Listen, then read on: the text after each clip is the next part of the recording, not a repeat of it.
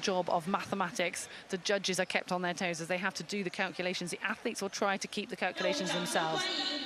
It is a matter of a game of mental and physical challenge as we see the stars of the show being introduced to the crowd.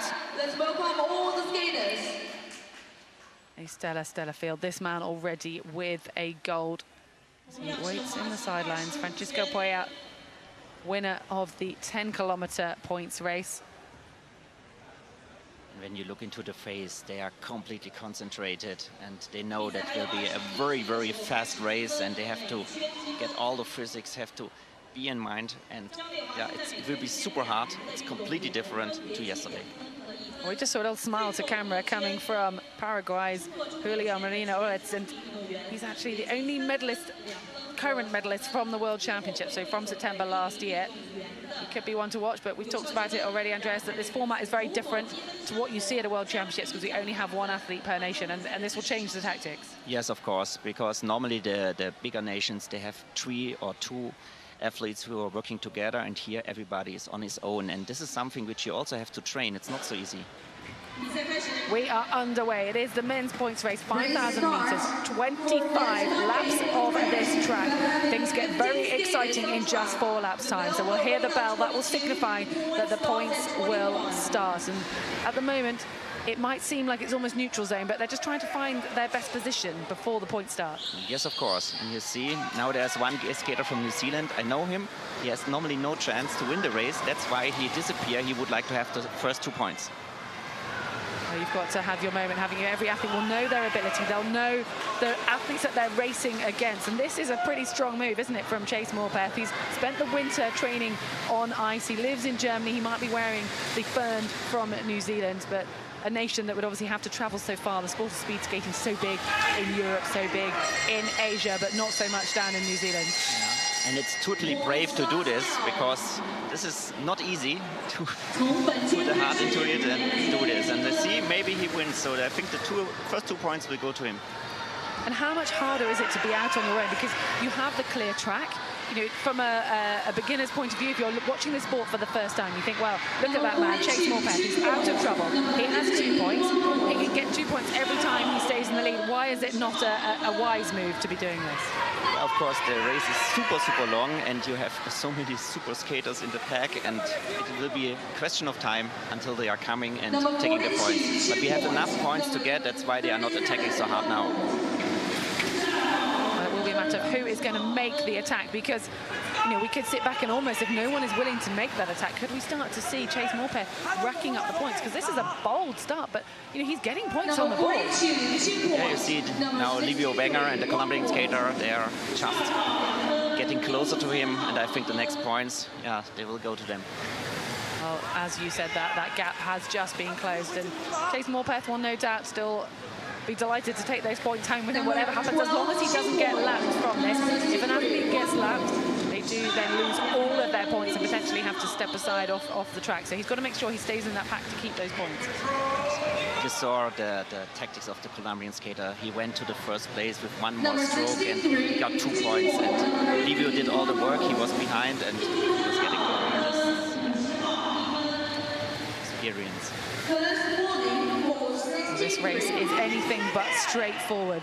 And to watch it, it's really got to concentrate, haven't you, as the points are just adding up so quickly and you're trying to do the maths. And this is us watching from the sideline without our heart rates going through the roof. And these athletes are not only racing at absolutely maximum effort, they're sprinting, they're doing calculations, as well as being aware of how many laps to go. I mean, it's hard to fathom just how difficult mentally and physically this is. It's also a mental thing. You have to skate very hard, you have to put your brain into it, and yeah, if you do a miscalculation, you will lose. Well, look who is at the front now. This will be a man that the rest of the field will be keeping an eye on. Francisco Poya, he won the 10K points race, and he won that with a very interesting tactic of being bold and just going for it out from the front. Spain have been so successful already in the speed skating in the games. Can they add another medal in this event? Yeah. And you see the German skater Nils Bühnemann is now trying to get points. And the field is trying hard to get back to the 3K skaters in front. Well, we've got all sorts of action coming finish from the outside there.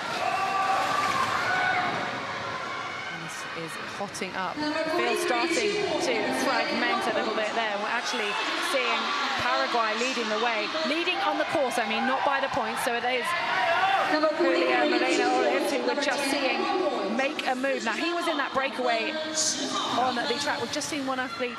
You realise that that's enough as the fragmentations happen, but we have a bit of a breakaway here. Now, is this enough to make anything significant happen? Yes, you see, nobody would like to close the gap, so the field, everybody's watching each other, and those two, they are now really, really happy because at the moment, no movements from the field, so they can take the points. Well, it is Tsu-zheng from Chinese Taipei who has joined Julio Moreno. And those two, if they stay away, they will just continue to rack up the points. And we need to keep an eye on the clock because there's only 8 laps remaining. Yes, and you see now the Swiss guy is trying, and nobody off the field. Nobody off the field would look like to do something. So your teammates are missing, you know? Well, this is quite incredible to see from Julio Moreno. We saw him do it before, and you would think that the rest of the field would be waiting to stop him from getting away again. They know that it's happened in the points race previously, and this is quite unusual. We're about to see an athlete getting lapped here. Yeah, now he's lapped. This is very bad for him. And that was the danger of those points early on, wasn't it, for Chase Morpeth from New Zealand? As I told you, yeah. They are nearly at the field. Wow, wow, wow, wow. Well, here we go. We are just seeing an absolute bold move that could be paying off for Tsu-zheng along with Julio Moreno. So at the end, I think it's only the bronze medal which is open. So one of those two will get the gold and the silver medal if the field can't get through them. But at the moment, you don't see anyone who would like to do something. It's too much work, and then they are out. Well, we only have 4 laps left. We'll hear the bell shortly.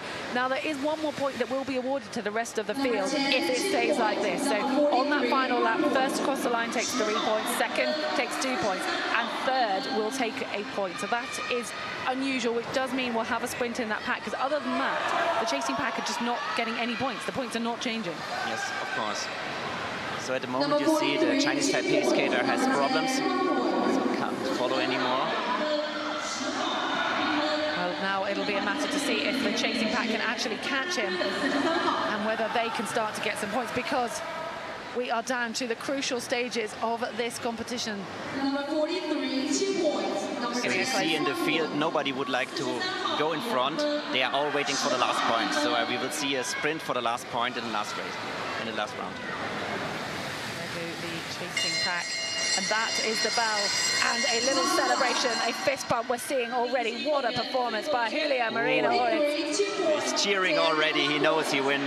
This is quite incredible. There is some maths to be done for the lower places, but I think it is a clear win for the man from Paraguay, adding to the silver medal. And that is not a display you see too often in this track competition, to take a win like that. Julio Moreno Ortiz celebrating before we have the confirmation. We'll have to wait and see where the silver and the bronze get awarded, but it looks as though we have a new champion from Paraguay in the name of Julio Moreno Ortiz. It's really a sensation.